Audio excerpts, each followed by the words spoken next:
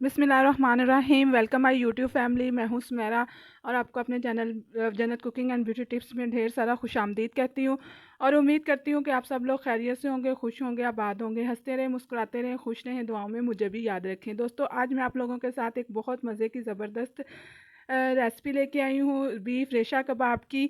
ठीक है, इसको आपने किस तरह से बनाना है तो ये आइए अब हम शुरू करते हैं। तो सबसे पहले हम एक प्रेशर कुकर लेंगे या कोई भी बर्तन। अगर आप प्रेशर कुकर यूज़ नहीं करना चाहते हैं तो किसी दूसरी बर्तन में, देगची में गोश्त को गला सकते हैं, लेकिन मैं प्रेशर कुकर लूँगी। इससे जो है एक तो टाइम कंज्यूमिंग है, टाइम बच जाता है, ऊपर से जो है वो आपकी अच्छी तरह से टेंडर्ड हो जाता है गोश्त। ठीक है, ये आधा किलो मैंने बीफ लिया है, हाफ़ के जी, जो कि बिल्कुल बोनलेस है, बोन नहीं है इसके अंदर। हाफ़ के जी बीफ लेके अब मैं इसको इसके अंदर कुछ इंग्रेडिएंट शामिल करूँगी, जिसमें एक मीडियम साइज़ का प्याज मैंने इसके अंदर मिलाया है, 1 टेबलस्पून के करीब अदरक और लहसुन का पेस्ट है, 2-3 अदद सब्ज़ मिर्च है, 4-5 अदद जो है वो रेड चिली है। ये फ्रेश वाली है, सूखी रेड चिली नहीं है। इसकी जगह पर आप गोल वाली जो लाल मिर्च होती है वो भी यूज़ कर सकती हैं। ये हम इसके अंदर मिलाएंगे। ठीक है, इसके अलावा अब हम इसके अंदर कुछ स्पाइसेस ऐड करेंगे, जिसमें 1 टीस्पून ज़ीरा पाउडर है, 1 टेबलस्पून, सॉरी टीस्पून नहीं, टेबलस्पून धनिया पाउडर है, 2 अदद दालचीनी की स्टिक है, 2 छोटी इलायची हैं, 8-10 दाने काली मिर्च के हैं और 4-5 अदद लौंग है।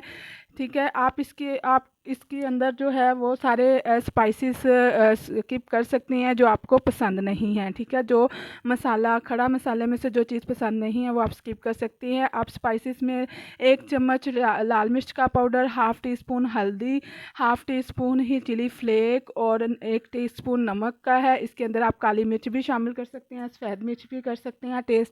स्पाइसेस अपने टेस्ट के अकॉर्डिंग आप कम ज़्यादा कर सकते हैं। अब मैं इसके अंदर 1 लीटर के करीब पानी मिलाऊंगी और 1 लीटर पानी मिलाने के बाद इसको 15 मिनट का मैं प्रेशर लगाऊंगी, ताकि हमारा गोश्त थोड़ा सा टेंडर्ड हो जाए। उसके बाद हम इसके अंदर फिर दाल मिक्स करेंगे। ये 1 लीटर मैंने इसके अंदर पानी मिला दिया पूरा पेमाइश करके, और अब मैं इसको प्रेशर लगाऊंगी 15 मिनट का। ठीक है, 15 मिनट तक हमारा गोश्त इंशाल्लाह काफ़ी हद तक जो है वो टेंडर्ड हो जाएगा। ठीक है, तो 15 मिनट प्रेशर लगाने के बाद ये देखिए मैंने इसको खोल लिया। इसमें हमारे पानी की क्वांटिटी भी तकरीबन आधी रह गई है, आधी से काफ़ी कम हो गया है पानी, और हमारा गोश्त भी ऑलमोस्ट गल चुका है, टेंडर्ड हो चुका है। अब हम इसके अंदर चना दाल मिक्स करेंगे। तो ये 1 केजी मैंने जो है वो चने की दाल ली है। इसको मैंने 1 घंटा पहले, 2-3 घंटे या 1 घंटा पहले आप भिगो दें। ठीक है, 1 केजी पूरे लिया, आप ज़्यादा भी यूज़ कर सकती हैं। ठीक है, अब मैं इसको फिर प्रेशर लगाऊंगी 10 मिनट का। 10 मिनट के बाद देखें हमारी दाल भी सॉफ्ट हो चुकी है और हमारा गोश्त भी, लेकिन हमारा मसाला अभी थोड़ा सा नरम है। मैं इसको मज़ीद हल्की सी आंच पे रख के जो है वो पकाऊंगी, ताकि ये खुश्क हो जाए। ये देखें बिल्कुल खुश्क हो चुका है। अब मैं इसको अपने उस मशीन के अंदर जो है वो चॉपर के अंदर डालकर इसको चॉप करूँगी। आप हाथ की मदद से भी इसको कर सकते हैं, ब्लेंड कर सकते हैं। ठीक है, या इसको कुंडी के अंदर या डंडा, जो चट्टू वट्टा होता है, उसके अंदर भी कर सकते हैं। मैंने चॉपर की मदद से चॉप कर लिया। देखिए कितना अच्छा हमारा मसाला रेडी हो चुका है। इसको 1 घंटा मैंने फ्रिज में रखा था ताकि ये सेट हो जाए।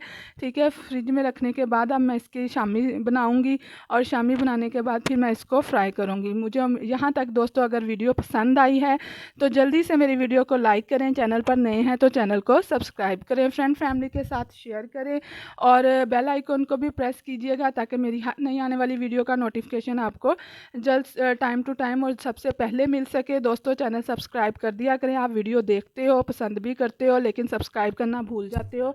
ये बिल्कुल फ्री होता है और ये हमारा इनाम होता है। हम इतनी मेहनत करते हैं, हमारी मेहनत का ये इनाम होता है, तो इसको सब्सक्राइब कर दिया करें। ठीक है, वैसे मेरे 400 के करीब माशाल्लाह सब्सक्राइबर्स हो चुके हैं 2 महीनों के अंदर।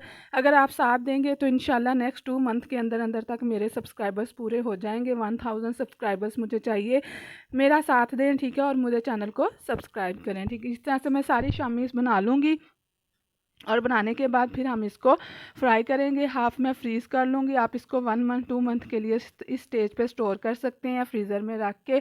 ठीक है, और जब दिल करे इसको 10 मिनट 15 मिनट पहले निकाल लें और फ्राई कर लें। ठीक है, ये देखिए मैं इसमें से आधी जो है फ्राई करूँगी, बाकी मैं स्टोर कर लूँगी। नेक्स्ट जब दिल करे, बच्चे मांगे या आपका दिल करे या कोई चीज़ बनानी हो, सैंडविच, बर्गर वगैरह, तो आप उसके अंदर इसको मिला सकते हैं।